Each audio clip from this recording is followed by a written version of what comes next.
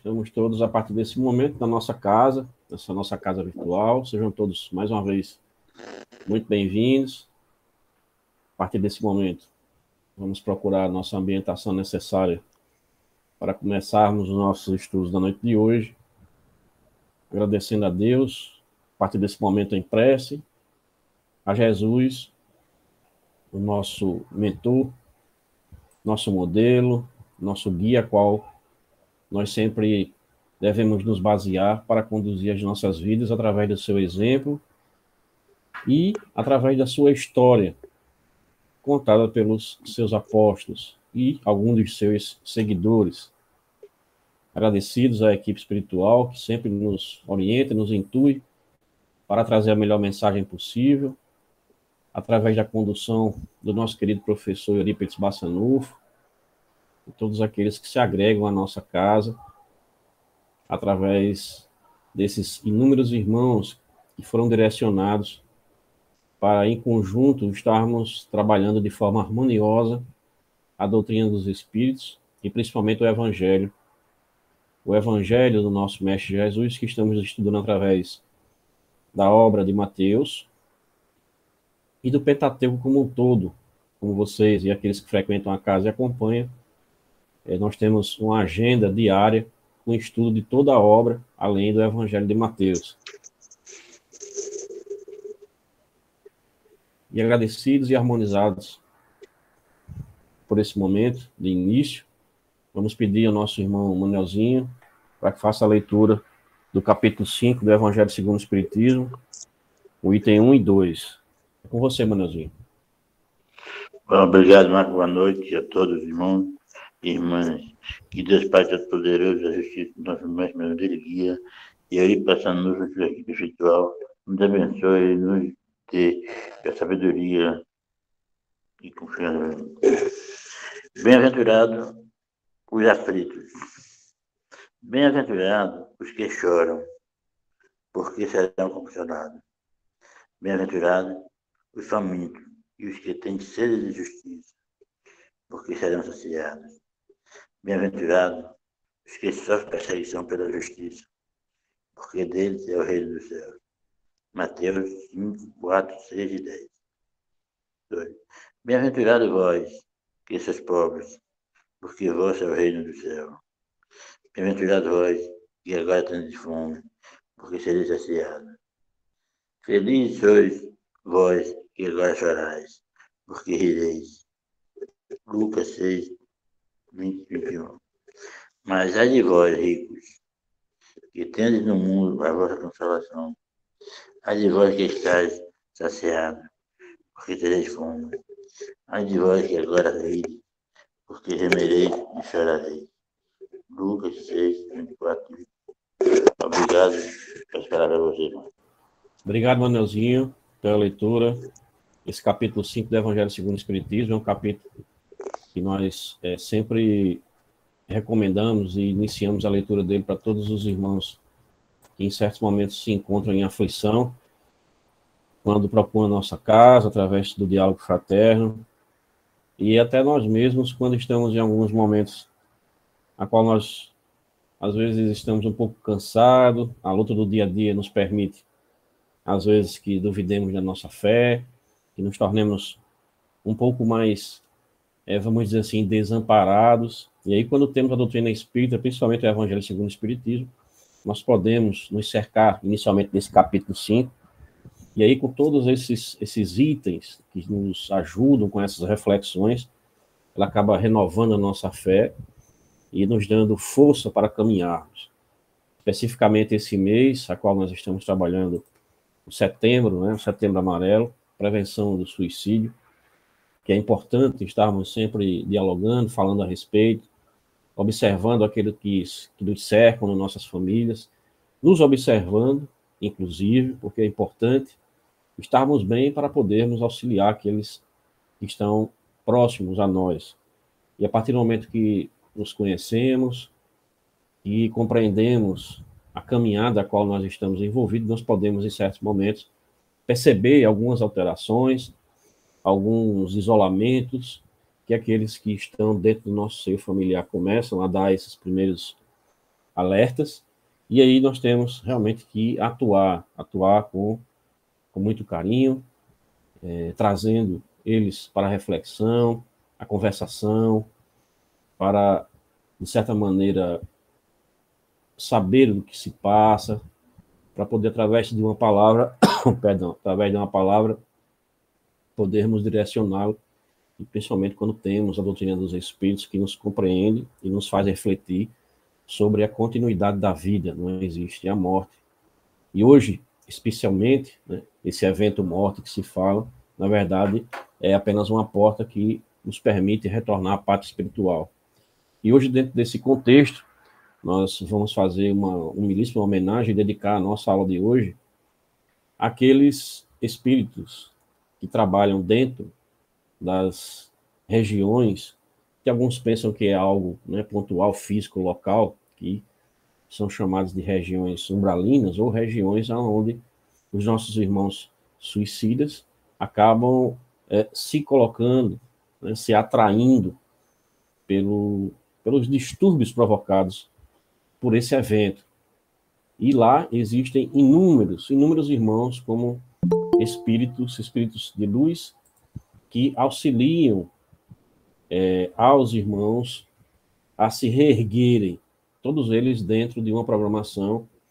E nós hoje queremos dedicar a nossa aula aos nossos irmãos que são intitulados na obra Memórias de um Suicida, de Ivone Pereira do Amaral, quando traz um relato, né, do nosso querido Camilo Cândido Botelho, quando ele lá naquela região vislumbra a chegada dessa caravana que, diante de uma enorme flâmula com um crucifixo ou, né, com a cruz azul, né, azul celeste, onde estavam lá gravados, né, Legião dos Servos de Maria.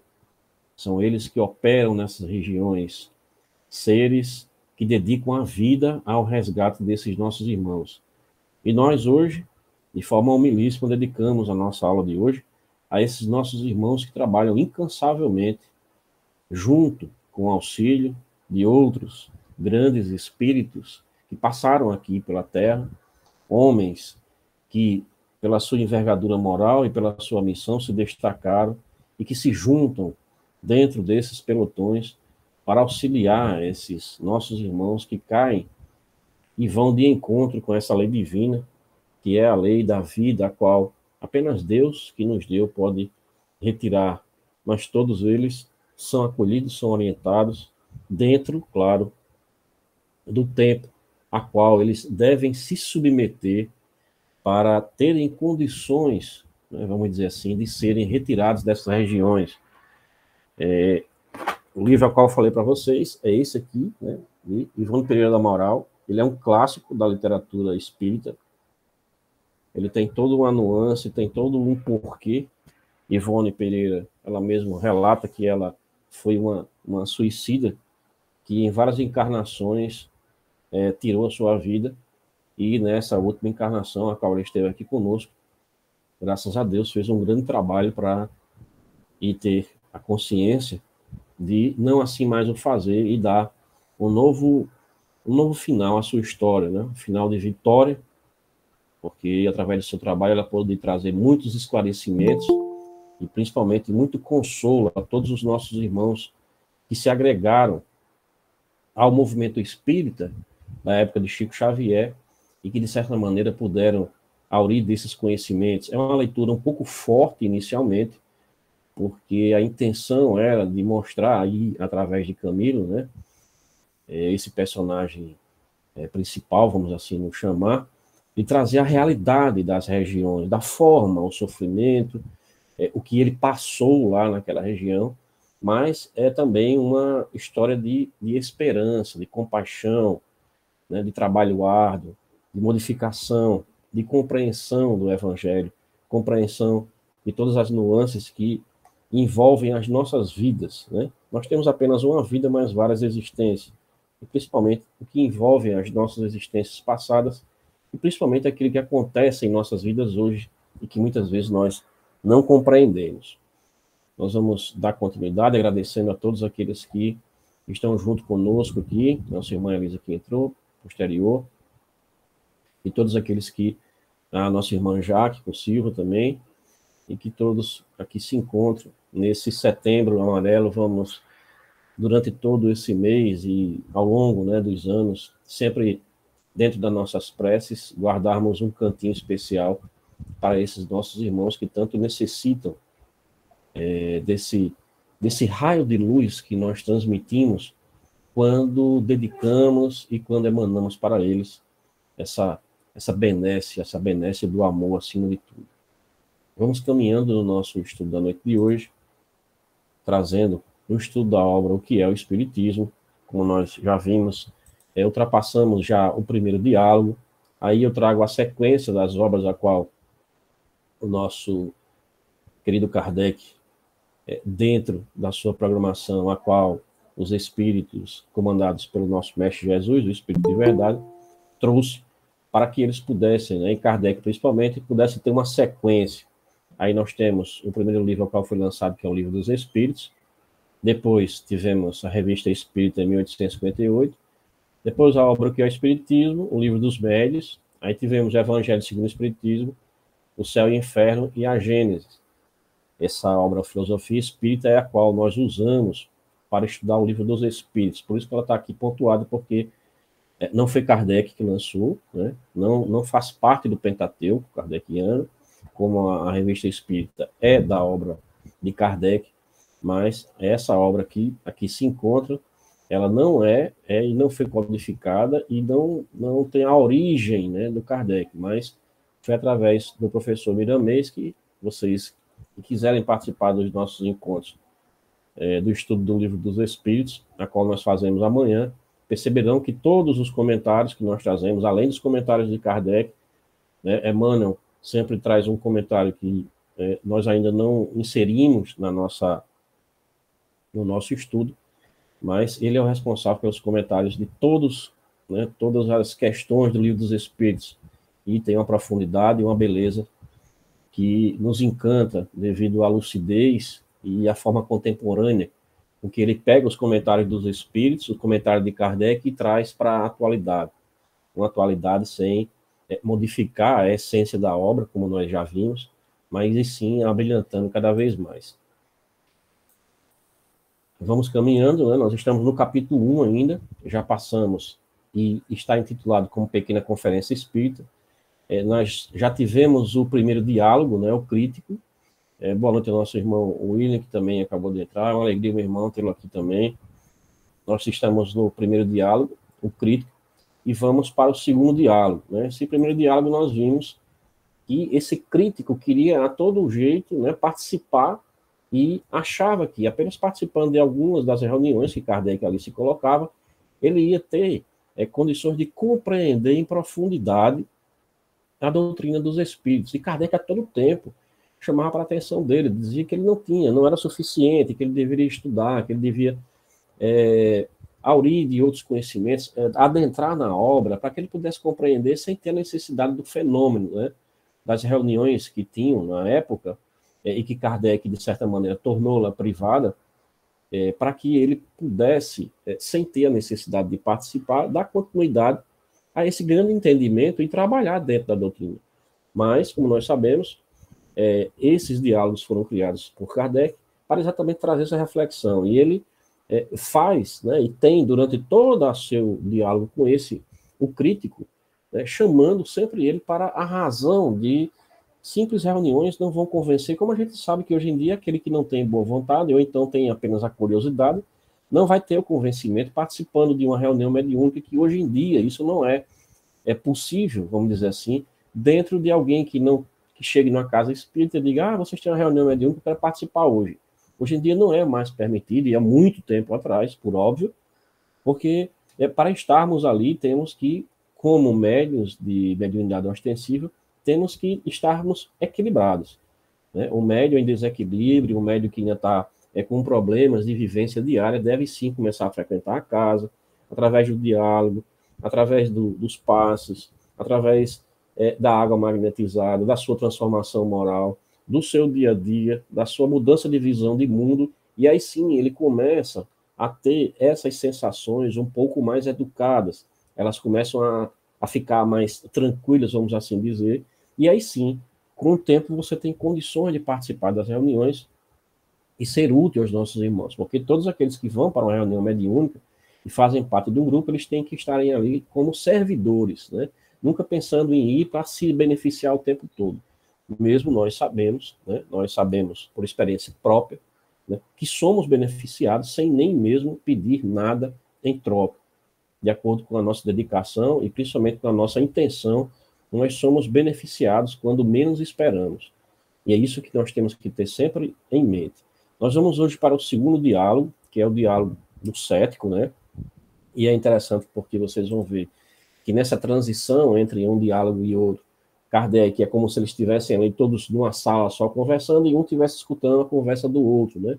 E nessa transição vocês vão perceber, né, que o cético ele já faz uma referência a como Kardec vinha conduzindo o diálogo, né, com o crítico, e que, de certa maneira, torna harmoniosa, né, essa conversa que é como se fosse 3 pessoas, né, com Kardec 4, porque ainda tem a conversa final que é com o padre, e Kardec ele pontua questões da época relacionadas ao papado, à igreja e a tudo que ele sofreu, né. Mas nesse segundo diálogo é interessante porque Kardec ele traz, são 37 perguntas, né, e 20 temas.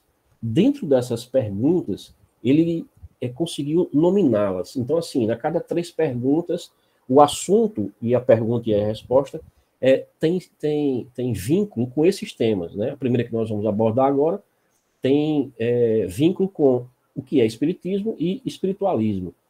Tem o segundo e vamos dizer assim, a sequência das perguntas tem vinculação com o tema dissidências e assim por diante, como vocês estão vendo, né? Tem fenômenos espíritas simulados também, impotência dos detratores da doutrina espírita, o maravilhoso sobrenatural, a oposição da ciência e todos esses temas que estão aí. Então vai ser interessante porque sempre numa aula a gente vai trazer 2, 3 temas para a gente refletir sobre ele.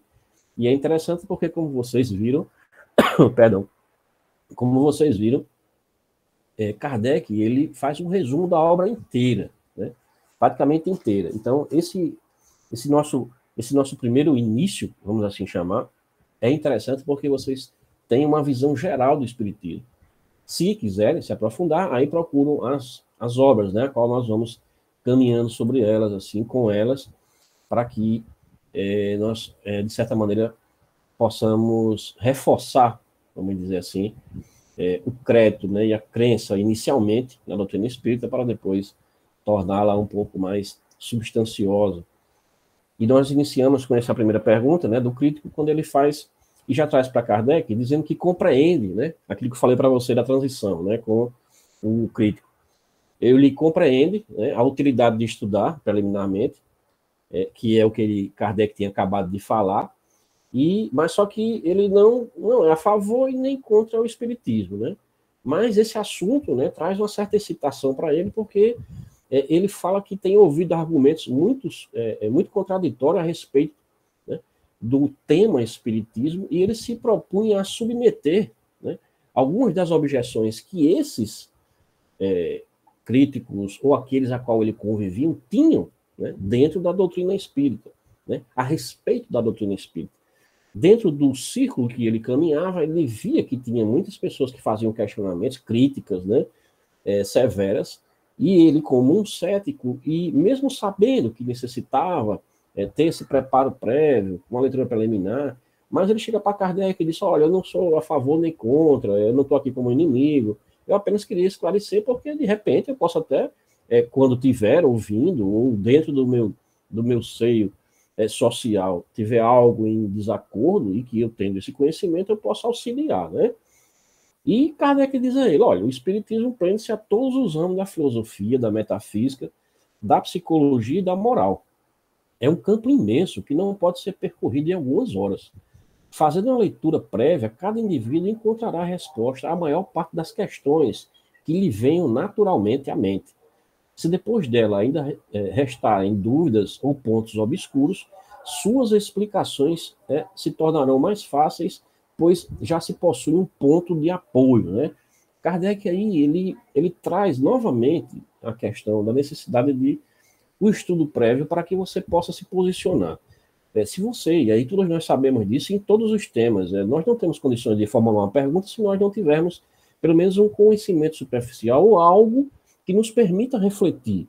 Se nós estamos adentrando num assunto, num tema, a qual nós não temos a menor ideia, aquilo que está sendo falado, né, por aqueles que se encontram juntos, aqueles que se encontram no dia a dia e estão ali, de certa maneira, aurindo desses conhecimentos inicialmente, ele apenas tem aquela vamos dizer assim, o início, né, das reflexões daquela pessoa e acata como sendo aquilo algo como uma verdade absoluta. E quando você já traz o estudo, né, antes disso, permite com que você reflita.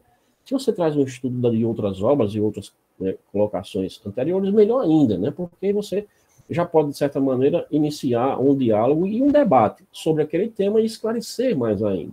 Então é isso que Kardec fala para ele. Olha, não é você...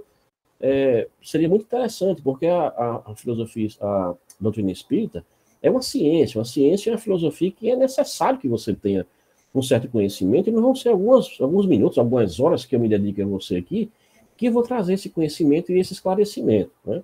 E Kardec continua, né, com esse diálogo dele, e o cético faz mais uma pergunta, né, dentro desse tema agora, espiritismo e espiritualismo. Vocês viram que a transição se deu exatamente nesse formato, é como se os três estivessem ali conversando, né? Kardec inicialmente, e o crítico que foi anterior, e o cético ali escutando, né? E ele, né, dá aquela deixa com relação ao outro, né, ao anterior, que Kardec tinha acabado de falar com ele, então, insistentemente, que ele, de certa maneira, se preparasse, e agora ele, dentro dessa transição com esse novo questionamento, ele já começa abordando esse tema, né? Esse diferencial sobre espiritismo e espiritualismo. E ele pergunta, pergunto-vos, em primeiro lugar, qual a necessidade de criação de novos termos, né, espírita e espiritismo, para substituir espiritualista e espiritualismo, que existem na língua vulgar e são por todos compreendidos. Já ouvi alguém classificar tais termos de barbarismo, né? E Kardec, tranquilamente, traz para ele que há muito tempo a palavra espiritualista já tem uma acepção bem determinada. E aí ele faz uma citação da Academia Francesa através, né, da sua língua e o dicionário e o conceito que se tinha na época do que era espiritualista, ou ser espiritualista, que era aquela pessoa, né, cuja doutrina é oposta ao materialismo. Todas as religiões são necessariamente fundadas sobre o espiritualismo. Quem quer que creia que em nós existe outra coisa além da matéria é espiritualista, o que não implica a crença nos espíritos e nas suas manifestações. Isso é muito importante a gente ter, e nós que estamos iniciando esse nosso caminho na doutrina espírita, é termos algo interessante. Kardec, ele cunhou, né, ele criou a palavra espírito e espiritismo, principalmente, não cunhou a palavra espírito, mas espiritismo. Né? Essa palavra espiritismo foi criada por Kardec, que eram adeptos, né, aqueles que acreditavam, vamos dizer assim, desse intercâmbio com os espíritos, acreditavam, né, e creem e têm a fé necessária para que dentro dessa nossa interação isso seja algo natural, não é um fenômeno. Então Kardec criou esse nome espiritismo. Por que eu estou chamando a atenção de vocês para isso? Perdão. Porque algumas publicações, principalmente, e nós já vimos isso na Bíblia, né, para vocês terem uma ideia, traduções da Bíblia em Deuteronômio que dizem que Moisés proibia aqueles que praticavam o espiritismo. E isso não é verdade, porque na época de Moisés não existia essa palavra espiritismo. Ela foi criada por Kardec. Então, hoje em dia ainda existem obras, para vocês terem uma ideia, que ainda traz esse tipo de colocação, né?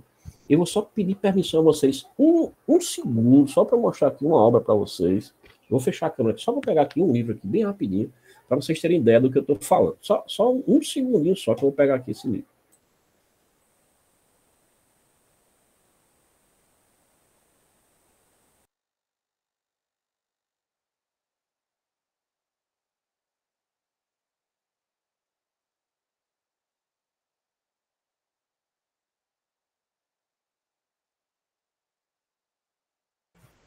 Pronto, já peguei ele aqui. Vamos lá. Eu adquiri essa obra aqui, ó, pra você ter uma ideia. Adquiri essa obra para que ela pudesse ilustrar, né, o conhecimento sobre a Bíblia como um todo, e é uma obra que foi muito bem recomendada, falando a respeito, né, da época de Jesus, da questão da genealogia do mestre, as questões que envolviam a geografia, a cultura, né? Eu achei fantástico. E ela é formada, né, pela Sociedade Bíblica do Brasil. É ela que traz todas as publicações, traduções, obras de outros países e de outros idiomas protestantes, de outras religiões, ela que faz a tradução e traz para cá. E aí eu começo a estudar essa obra. E lá na frente, quando eu me detenho sobre um tema, né, falo sobre o sobrenatural, ele vem aqui, práticas proibidas, né? Apesar de ser extremamente aberta para o mundo espiritual, a Bíblia diz que algumas expressões de contato com esse mundo são perigosas e proibidas. E aí ele cita, né, esse famigerado, perdão a expressão, Deuteronômio 18, 9 e 13, que diz que lá vem dizendo que espiritismo, tentativa de contatar os mortos ou o mundo dos espíritos. Ele está dizendo que lá em Deuteronômio 18, capítulo 18, verso 9 e 13, vem dizendo a proibição da prática do espiritismo. Quer dizer, ainda hoje, o espiritismo é combatido. Uma obra dessa daqui, para vocês terem uma ideia, né? Uma obra que eu adquiri achando que tinha um respaldo, mas é o tipo da coisa, como Paulo nos ensina, né? A gente retém aquilo que é bom e o que não é, a gente despreza. Então, a gente faz uma análise, né? A obra em si me trouxe uma certa antipatia, mas eu procuro usá-la porque ela tem algumas expressões, e principalmente dentro do estudo que ela faz como um todo, né? Principalmente das questões que envolviam, como eu falei para vocês, a geografia e a cultura da época, né, de Jesus, é interessante, mas tem alguns absurdos, para vocês terem uma ideia, que nos deixam, né, um pouco desgostosos, mas para quando vocês se depararem com isso, né, que Gabriel, meu filho também, uma vez ele estava na faculdade, e uma menina lá perguntou, mas você fala com os mortos? Ele disse, não, eu não falo com os mortos, não. Aí, por que a gente não fala com o morto? Se todos nós somos espíritos, né? Falar com o morto é você estar falando com um cadáver. Um cadáver sem vida é um morto, né? Está ali no morto, um cadáver. A gente não fala com o cadáver. A gente fala com o espírito. Todos nós somos espíritos, né? Aí Gabriel disse, não, eu não falo com gente morta, não. Por quê? Mas você não devia fazer isso não, porque isso é proibido. Isso aí a Bíblia diz que vocês não podem fazer, não. O espiritismo é condenado por Moisés. Aí Gabriel estava conversando, né? Aí disse, condenado? Ele ficou meio apavorado. Condenado aonde? Tá? Aí eu lembro que ele ligou para mim da faculdade perguntando isso. Ele disse, meu filho, pelo amor de Deus, se acalme, fique tranquilo, isso aí não existe não. Aí expliquei para ele, né? E ele disse que também não vai ficar discutindo sobre esse tema, não. Essa pessoa que está dizendo isso, alguém disse a ela possivelmente nem foi lá ler onde é que está em Deuteronômio falando isso, que lá não tem isso, só se realmente a Bíblia tiver a tradução for totalmente, né, sem uma proposta com a verdade, mas fique tranquilo que isso não existe. Então, se alguém em algum momento chegar para vocês e disser, olha, o espiritismo é proibido por Moisés, aí vocês perguntam, onde é que está isso aí dizendo? Deuteronômio. Se você já leu, não, eu não li. Então, lá não tem dizendo isso. Só que a gente vai ler, né, para ter certeza que não tem. E realmente não tem, tá? Isso aí é um argumento que algumas outras religiões vêm usar com relação a isso. Que nós sabemos que Moisés proibia o contato com os mortos, ele se referia a mortos, mas devido àquele povo da época que usava esses, vamos dizer assim, médios ostensivos, né, como as pitonisas, para fazerem questionamentos e direcionarem a vida baseado em adivinhações e o futuro a respeito de tudo.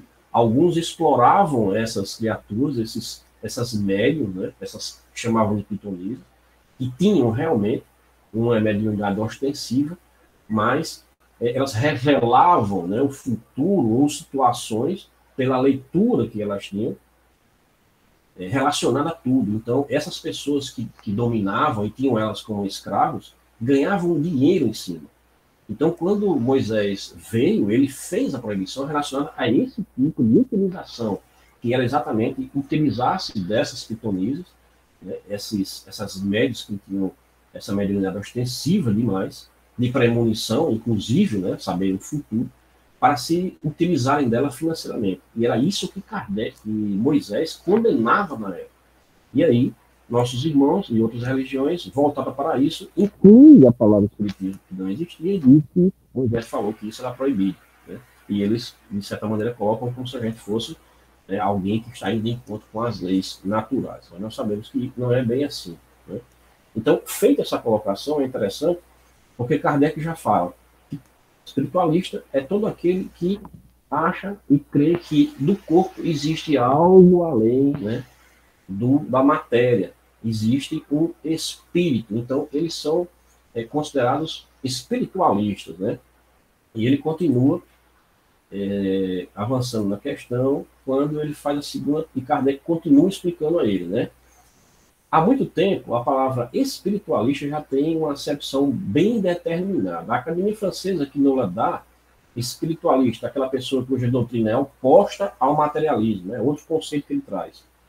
Todas as religiões são necessariamente fundadas sobre o espiritualismo.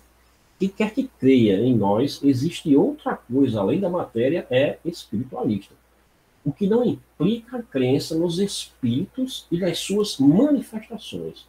Para coisas novas, precisamos de palavras novas, a fim de evitarmos os equívocos. Se adotei os termos espírita, espiritismo, é porque eles exprimem, sem equívoco, as ideias relativas aos espíritos. Duas palavras que Kardec criou, espiritismo e espíritas, é porque eles exprimem, sem equívoco, as ideias relativas aos espíritos. Todo espírita é necessariamente espiritualista, mas nem todos os espiritualistas são espíritas. Por quê?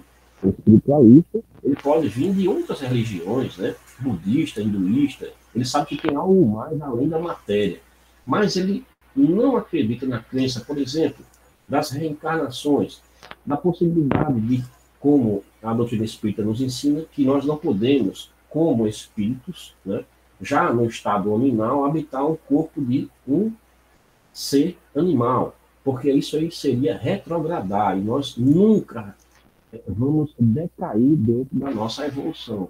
Se já chegamos, como hoje, seres nominais, se já passamos pelo reino animal, nós não vamos passar, né, e voltar. Então, esses nossos irmãos, como nós sabemos de algumas tradições religiosas, creem que alguns dos antepassados deles podem estar ali dentro de um corpo de um rato, por exemplo, ou de um bicho qualquer. Então, eles se acham, vamos dizer assim, nessa condição para, de certa maneira, colocar-se na crença, principalmente, de que o espiritismo é diferenciado daquele que segue as doutrinas espiritualistas. Isso é que é importante.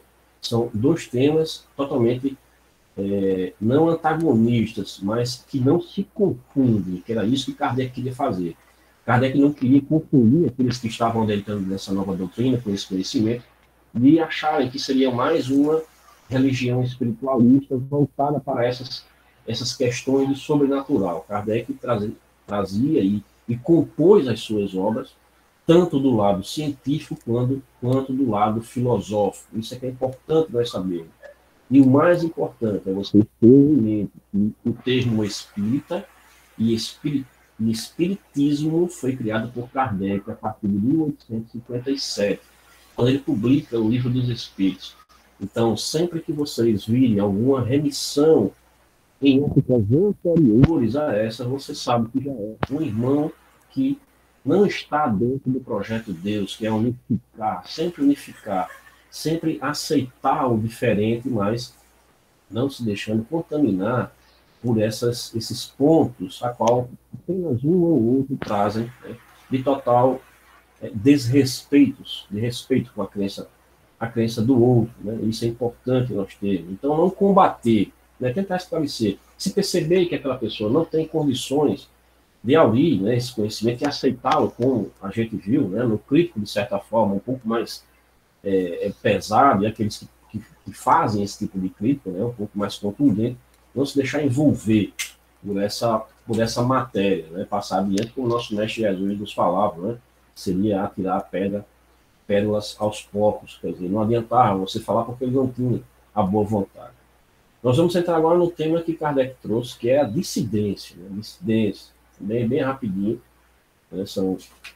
A gente já entrou no espiritismo e espiritualismo, e na dissidência com relação a essas questões. Por exemplo, o crítico, ele começa a perguntar sobre esses temas. Essa diversidade na crença daquilo a que chamais uma ciência, parece-me a sua condenação. Se ela se baseasse em fatos positivos, não deveria ser a mesma na América e na Europa? A pergunta que o cético está fazendo é com relação, vamos dizer assim, não às dissidências, mas dentro dessa nova, vamos dizer assim, doutrina que se iniciava, essa filosofia, essa ciência que surgia na Europa, já vinda, né, dos Estados Unidos, tinham pontos que não concordavam, né? Como nós sabemos que isso é normal diante de uma ciência nova ou de uma filosofia que estava surgindo. Existem realmente aqueles pontos onde ficam as divergências, mas são divergências salutares que levam, né, à síntese final. Tem uma tese, né, a antitese, que é exatamente os antagônicos ou os conflitos que existem, né, dentro dos conceitos e das conceituações da matéria e desse mundo ao qual nós vivemos e que deve ser abstraída e elevada a outro nível para que se entenda essa nova doutrina que Kardec estava trazendo. E Kardec, com muita tranquilidade, diz, olha, dizer-me, porém, qual a ciência que, em seu começo, não suscitou dissidências, até em seus princípios ficassem claramente estabelecidos. Mesmo hoje não encontramos essa dissidência nas ciências mais bem constituídas. Estarão os sábios de perfeito acordo sobre todos os pontos? Não têm eles os seus sistemas particulares? No que concerne ao espiritismo, não seria natural que, ao surgirem os primeiros fenômenos, quando eram ignorados as leis que o regem, cada pessoa tivesse um sistema e houvesse encarado os fatos à sua maneira? Onde estão hoje esses sistemas primitivos isolados? Né? Onde estão hoje? Caindo todo ante uma observação mais completa dos fatos.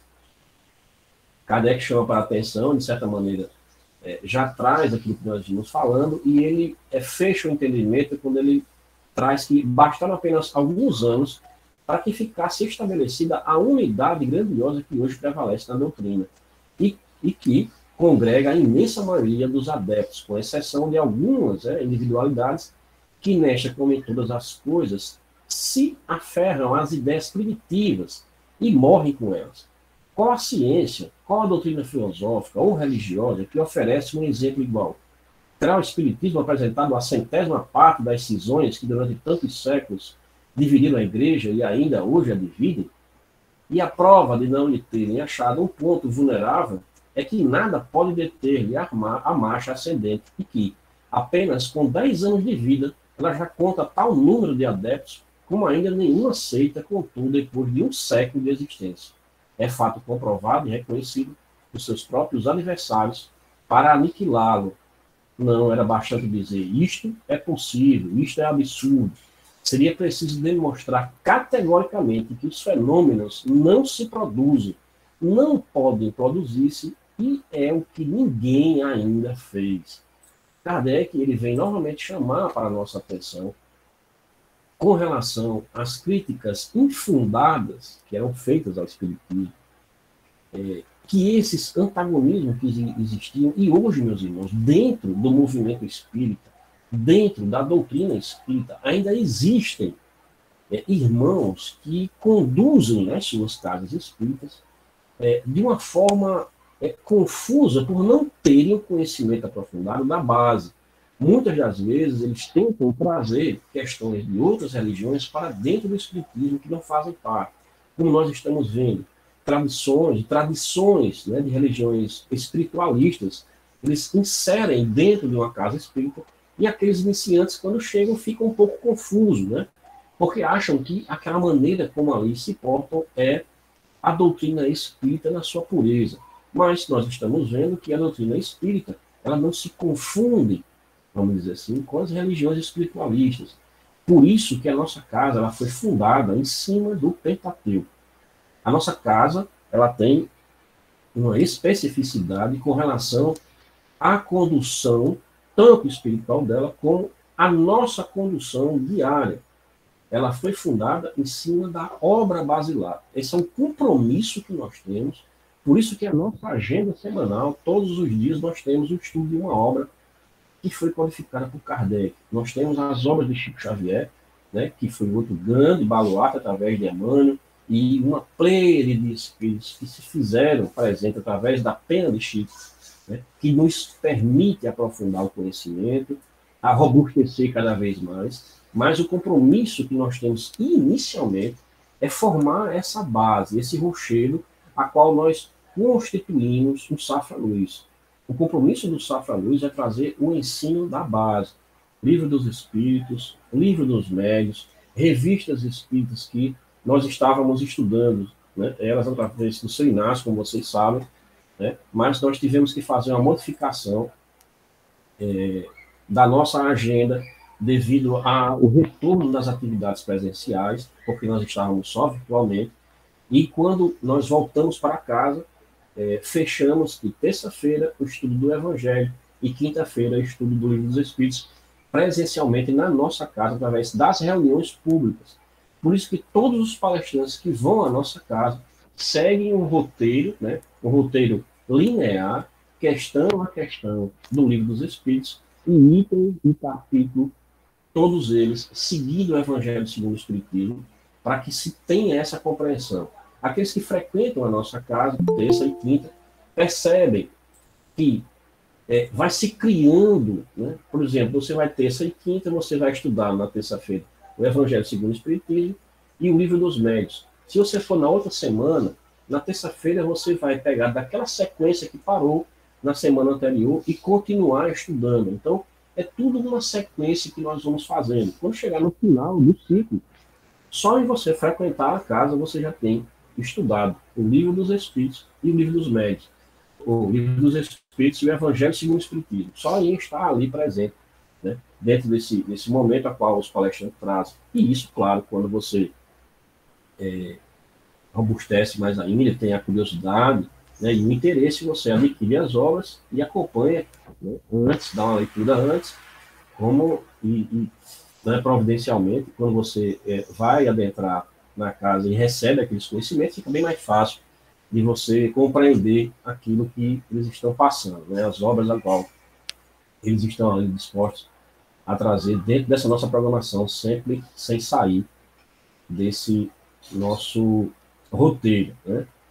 Meus irmãos, nós vamos ficar hoje com esses dois itens, né, como nós falamos, espiritismo e espiritualismo, e as dissidências que ocorrem dentro do, vamos dizer assim, do movimento espírita e dentro daquele momento que Kardec estava codificando a obra. Isso é natural, normal, mas devemos sempre olhar e termos, né, como o norte as nossas obras basilares, aquelas a qual eu pontuei há pouco tempo, né? Livro dos Médiuns, Céu e Inferno, a Gênese, a qual Kardec se dedicou junto com os Espíritos e sempre orientado pelo nosso Mestre Jesus, né? A nossa casa, ela também tem outra, vamos dizer assim, não um slogan, mas esse projeto Deus é um projeto que foi criado ao longo de vários anos, intuído, né, e, de certa maneira, colocado a conhecimento dos fundadores da casa, através de, não digo psicografia, mas de uma construção, através de reflexões de estudo, que foi orientado a chegar nesse momento, né, a um dos fundadores foi passado em inspiração esse projeto, que inicialmente nós não entendemos, né, achávamos que era algo interessante e ficamos impactados pela forma como ele foi construído, mas hoje em dia ele faz todo sentido e ele foi construído ao longo de vários anos. Não é um slogan de centro, não é um marketing, não é um diferencial de uma casa. Tenho a certeza que isso foi criado com muita responsabilidade nos dois planos espirituais, nos dois planos carnais e espirituais, e sempre pela orientação do nosso querido professor Elito Passanufo e todos aqueles que se unificaram à nossa casa para estarmos hoje fazendo esse trabalho, como vocês e alguns já presenciado no nosso dia a dia.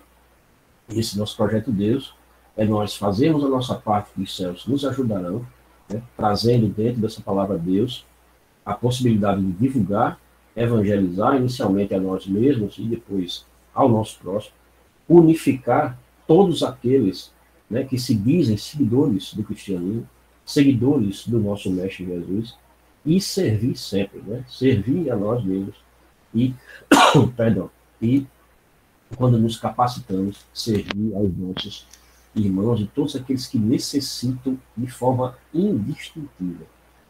Não importa qual a religião, não importa se ele está passando por alguma dificuldade, vai à nossa casa, se sinta acolhido, receba os benefícios. Se ele quiser retornar à sua convivência com seus confrades, ele retornará sem nenhum problema. Né? Ficará apenas a saudade de não ter mais a companhia dele, mas sabemos que ele estará feliz aonde ele estiver. Né? Aonde estiver o teu coração, lá estará a tua riqueza. Meus irmãos, nós encerramos o nosso encontro de hoje